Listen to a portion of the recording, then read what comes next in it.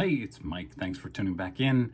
I want to thank all of my subscribers here. I'm going to go through some 2022 goals for my channel, but I added about 90 new subscribers this week just with that one video.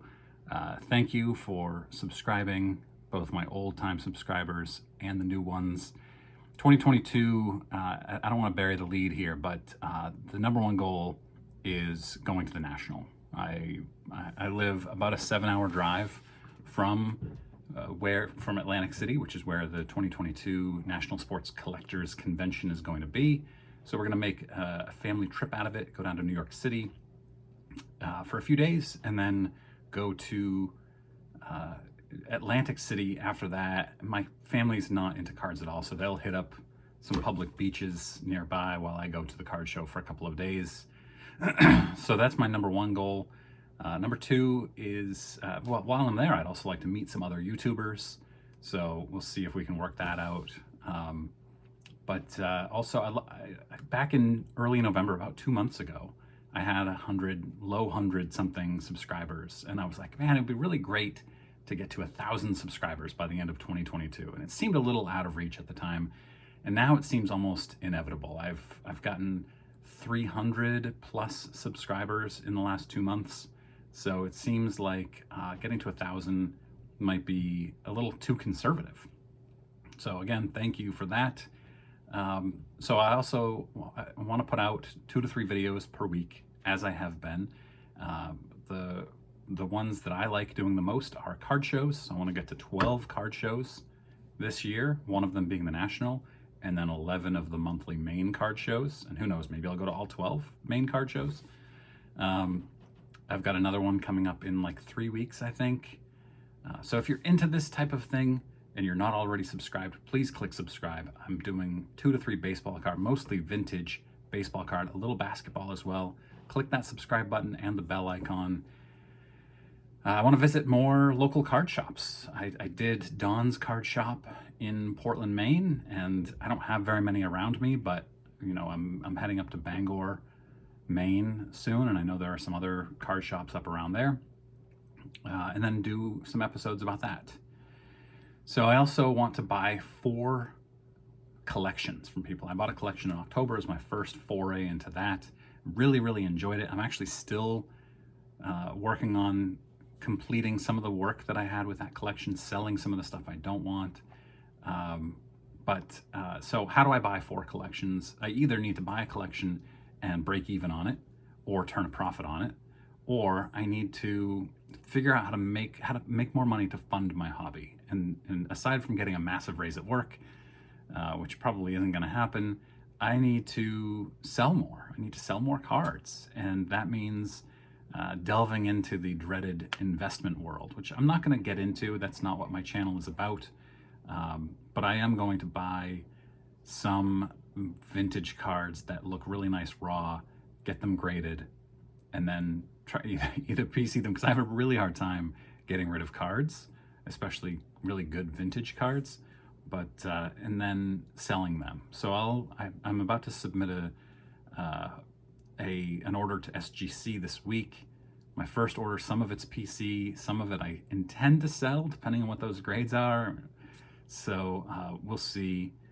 One of them is my friend's 1980 Larry Bird Magic Johnson rookie card with Julius Erving in between. Amazing card, one of my all-time holy grails. So I'll do a video on SGC returns when I get those. I'd love to buy a Gaudy. I don't have any Gaudis. I'd love to have a Hall of Famer. I'd love to have a T206. That's another goal for me. Hall of Famer. I don't want to just have a T206 for the sake of having one. So again, I need to fund my hobby somehow, because it's getting expensive. So how do I get to 1,000 subscribers or more? I would love to get to a set schedule for the channel. I've been trying to do Tuesday, Thursday, Sunday. It hasn't been easy, but I'm getting better about it. Work is crazy right now, which should get better in the near future. So I'm hoping to be able to do Sunday, Tuesday, Thursday. What I'm best at is telling stories, and so I think I'm going to be doing more stories. So things like, why did I send off a certain autograph through the mail request? I'll have one of those about a local Maine legend, or she's actually an international legend, but I sent one off to her and got that back. You'll see that video up this week. So, and it's a very personal video. I think it's a great story, and I think I'm pretty good at telling stories. So I'm going to try to do more of those, like my Stump Merrill Ted Williams video about my personal experiences with the two of them. I also have been thinking about doing a trade up series where I start with like a $5 card and I trade it up ultimately until it's, I don't know, a $500 card or a $1,000 card. And I've been thinking about doing this for, I don't know, 6 to 9 months. And it's a pretty heady concept. I'm not sure how to accomplish this. And then I saw on Twitter somebody was talking about how to do this, or that they had done this. They had gone from a $2 card to like a $200 card by just trading. So I think I'm gonna try this and see how I do. And I'm not gonna do a video with every single trade I do, but more like maybe once a month or every 3 months, do an update with, here are the trades I did. I'm not really sure yet, but that's a series I would like to do. I would love to do a Wednesday wax series where occasionally I'll post on a Wednesday, me opening a video of some vintage wax packs. I really enjoy that stuff. And I did one with a 78, 79, I think, basketball pack, which was a blast. So that's something. I'd love to learn more about vintage, especially vintage baseball, but also vintage basketball.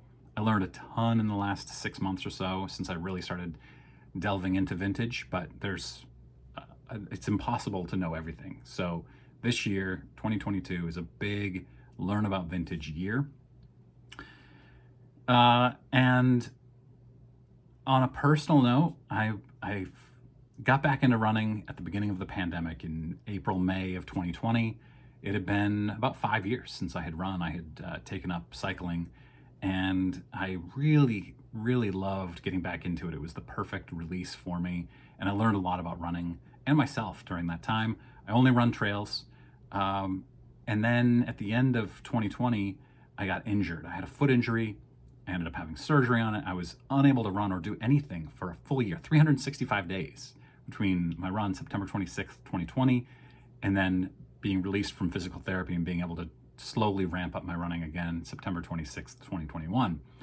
And so I started a run streak on January 1st. Today is the 16th, so today will be my 16th day running. It is very cold out here in Maine. My treadmill died, so I've gone now a week, 8 days without my treadmill. It doesn't get fixed for another week. So I'm outside. Yesterday was -7 degrees, so I went out and I ran just 1 mile. You got to keep your streak, you run 1 mile.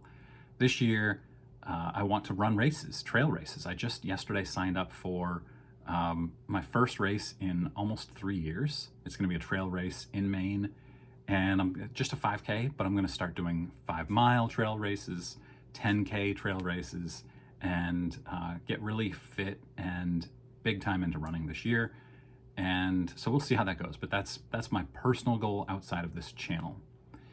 So thank you for watching. Thanks for joining me on this journey. I appreciate it. And again, please subscribe, and thank you.